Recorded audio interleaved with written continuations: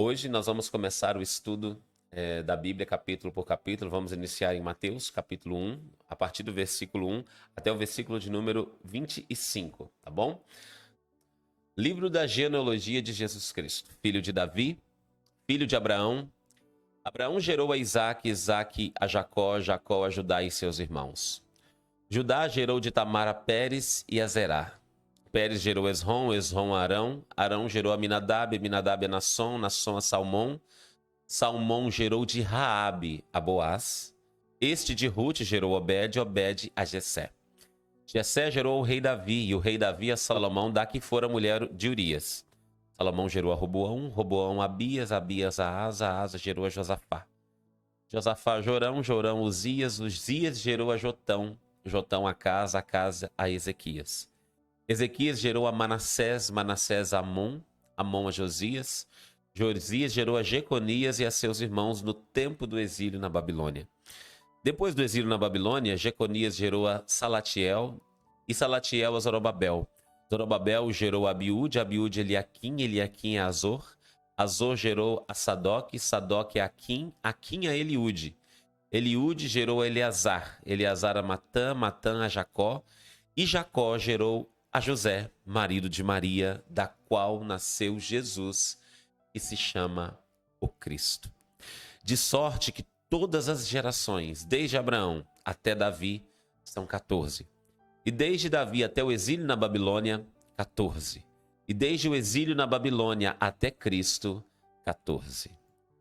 O nascimento de Jesus Cristo. Ora, o nascimento de Jesus Cristo foi assim: estando Maria, sua mãe, desposada com José, sem que tivesse antes coabitado, achou-se grávida pelo Espírito Santo.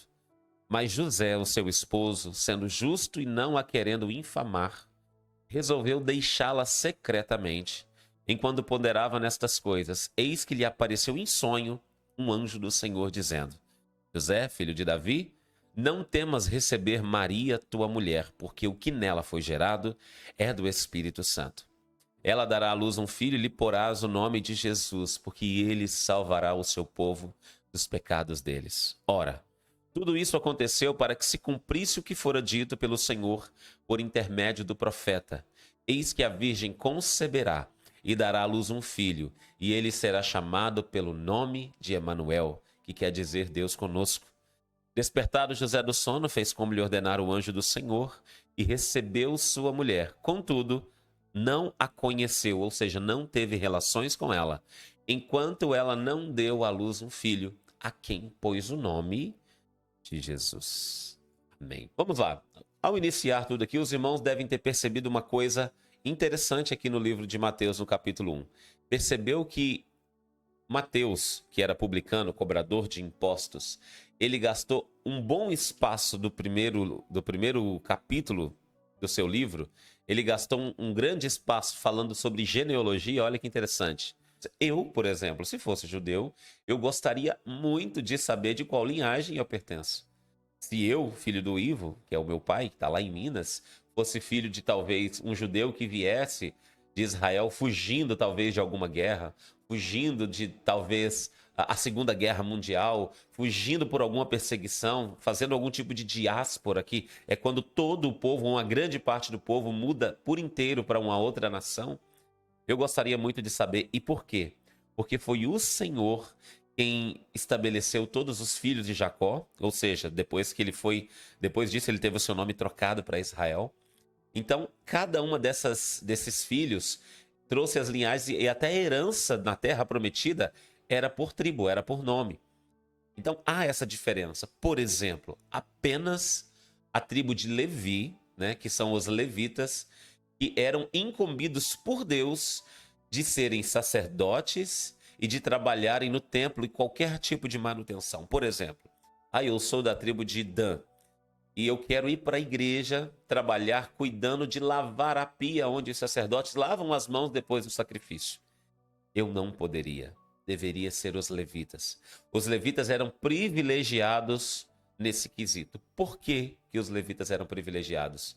Isso é uma outra história que nós podemos contar depois, mas tem a ver com a escolha que eles fizeram quando Moisés desceu do monte com as duas pedras escritas pelo dedo de Deus. Mas vamos nos ater aqui em Mateus. Mateus, irmãos, era cobrador de impostos. Mateus era um publicano.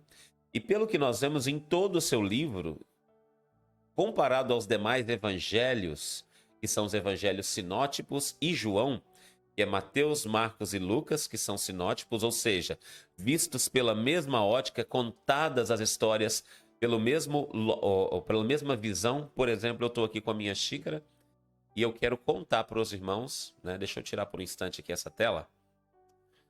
Rapidinho, queridos, vai ficar mais fácil para a gente conversar. Eu estou aqui com essa xícara, né? Todos estão vendo. Eu estou olhando essa xícara por essa ótica aqui. Eu estou vendo a alça da xícara e essa parte. Então, Mateus, Marcos e Lucas contaram a história dessa xícara por essa visão. Porém, João, que não é um dos evangelhos sinóticos, ele contou essa xícara por essa visão. Imaginemos nós que tem a outra imagem aqui. João contou detalhes que não haviam nos outros evangelhos. Se os irmãos derem uma olhadinha, todos os evangelhos têm algo desse tipo, detalhes que os outros não têm. Porém, João ainda mais, uma ótica muito mais interna. Porque se nós olharmos nos evangelhos, João era aquele discípulo que mais estava próximo do Senhor Jesus. Junto a ele, outros que se igualaram na proximidade, talvez, né? Mas eu acredito que bem próximo, Pedro e Tiago. Então, Pedro, Tiago e João eram aqueles que o Senhor separava dos 12, separava dos demais 9, né? Entre os 12, para estar mais próximos. Um exemplo disso é o Monte da Transfiguração, que quando Jesus subiu e o seu corpo foi transfigurado num corpo glorioso, apareceu Moisés e Elias. E quais os discípulos que estavam com eles? Pedro, Tiago e João. Os demais não estavam. Quando Jesus entrou na casa de Jairo para ressuscitar a filha de Jairo que havia morrido, ele deixou 12, entrou lá dentro com 3. Deixou 9, entrou lá dentro com 3. Pedro, Tiago e João. Jairo e a sua esposa.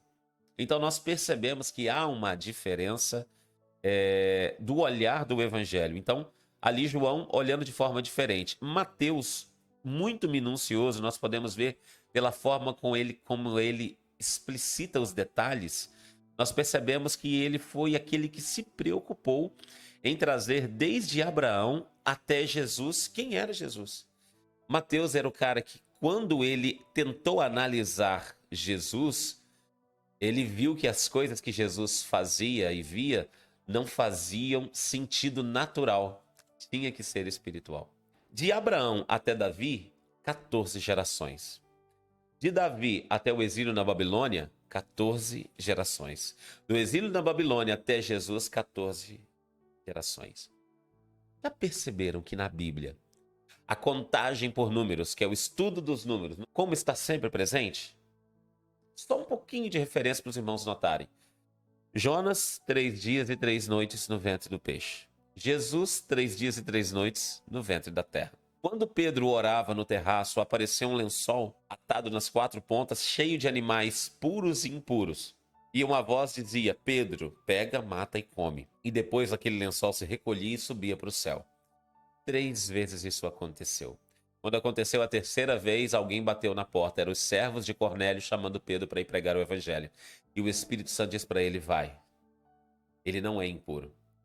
Nós olhamos quantas vezes o número 7, que é o número da perfeição, é o número de Deus, está na Bíblia. O sábado como 7º dia. Quando nós olhamos, por exemplo, as 70 semanas de Daniel. Quando nós olhamos Paulo dizendo sobre o espinho na carne: Senhor, por 3 vezes eu orei e o Senhor me respondeu: a minha graça te basta. E por aí vai, nós poderíamos selecionar o número 40, nós poderíamos selecionar o perdão, por exemplo, até 7 vezes, Senhor, não, até 70 vezes 7. Os números estão ali incluídos, isso faz uma grande diferença, né? Quando eu começo a analisar, aqui eu vejo 14 gerações, irmãos, isso para mim só demonstra uma coisa: perfeição. Deus estava mostrando para o seu povo que tudo o que aconteceu estava dentro de um tempo planejado. Jesus veio nessas gerações exatas, de Abraão a Davi, de Davi ao exílio da Babilônia, e do exílio da Babilônia a Jesus. Tudo contadinho. Até os 70 anos que ficaram escravos no exílio da Babilônia, foi contado pelo Senhor. Irmãos, Isso me traz tanta paz. O que me dá paz é saber que todas as coisas estão no controle de Deus. Até o tempo em que nós estamos aprendendo, que nós estamos semeando, que nós estamos colhendo, tudo faz parte do plano de Deus. Talvez hoje você esteja passando por um momento difícil, mas tudo tem um tempo certo. Quando o livro de Eclesiastes fala que há um tempo para todas as coisas, irmãos, não era brincadeira. É algo realmente sério. Precisamos acreditar nisso. Agora, saindo da genealogia, nós entramos no nascimento de Jesus. Ora, o nascimento de Jesus Cristo foi assim: estando Maria, sua mãe, despojada com José, sem que tivesse antes coabitado, achou-se grávida pelo Espírito Santo. Irmãos, olha que coisa mais difícil de se lidar. José era um homem justo. E o adultério, irmãos, era digno de morte, apedrejamento. E Maria se achou grávida pelo Espírito Santo, mas isso nunca aconteceu. Desde a época de Adão até aquele momento, nenhuma mulher havia se engravidado sem ter coabitado, sem ter se deitado, ter relação com um homem. Agora aparece Maria grávida e José tenta deixá-la de forma secreta para não difamar o seu nome. Mas Maria, ela estava grávida pelo Espírito Santo. E José, antes de sair, dormindo, apareceu um anjo e contou para ele: olha, José, não deixe Maria, porque o que está nela foi gerado pelo Espírito Santo. Foi algo totalmente novo. Eu vejo o quanto o Senhor olha para José e vê nele um homem justo, porque o seu coração pretendia cuidar de Maria. Ele tinha direito.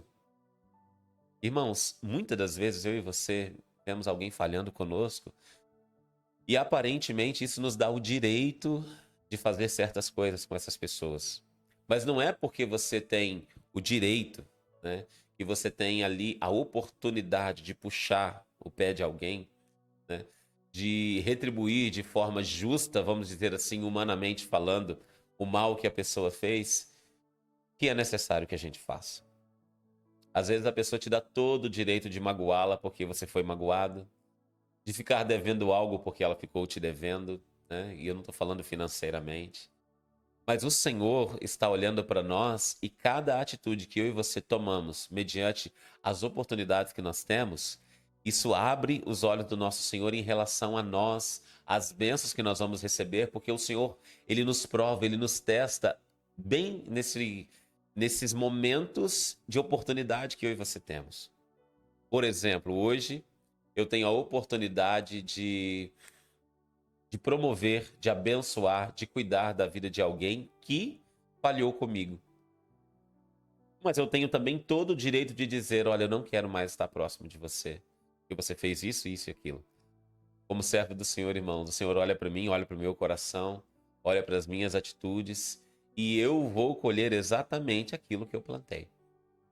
Então analise, talvez as suas oportunidades de agradar o coração de Deus seja passando na sua frente como uma oportunidade de ser bom com quem for mal. Jesus mesmo disse em Mateus, se eu não me engano, capítulo 6, se vocês abençoarem, forem bons ou cumprimentarem apenas aqueles que cumprimentam vocês, que vos abençoam ou que são seus amigos, aproveita tem nisso. Vocês já receberam a recompensa. Se eu digo oi para quem me disse oi, irmãos, eu estou só devolvendo, né? Agora, aqueles que me odeiam, aqueles que são meus inimigos, imagina você abençoando o seu inimigo, mas sem segundas intenções. Deixe que Deus cuide, irmãos. É você deixando a sua dor, a sua angústia, a sua tristeza nas mãos do Senhor. E continuando aqui para a parte final. Tudo isso aconteceu para que se cumprisse o que o Senhor dissera pelo profeta: a virgem ficará grávida e dará à luz um filho, e o chamarão Emanuel, que significa Deus conosco. A partir desse momento, Jesus na terra era Deus na terra. O nome já trazia essa simbologia. Jesus, para alguns que não sabem, o nome dele no original é Yehoshua, que é o mesmo nome dado a Josué. É um nome comum. O nome dele, Emanuel, é o nome dado pelo anjo para dizer Deus está conosco. Ele era conhecido como Emanuel, Jesus, o Deus conosco, conhecido como Emanuel. E ao acordar, José fez o que o anjo lhe tinha ordenado e recebeu Maria como sua esposa, mas não teve relações com ela enquanto ela não deu à luz a um filho. E ele lhe pôs o nome de Jesus.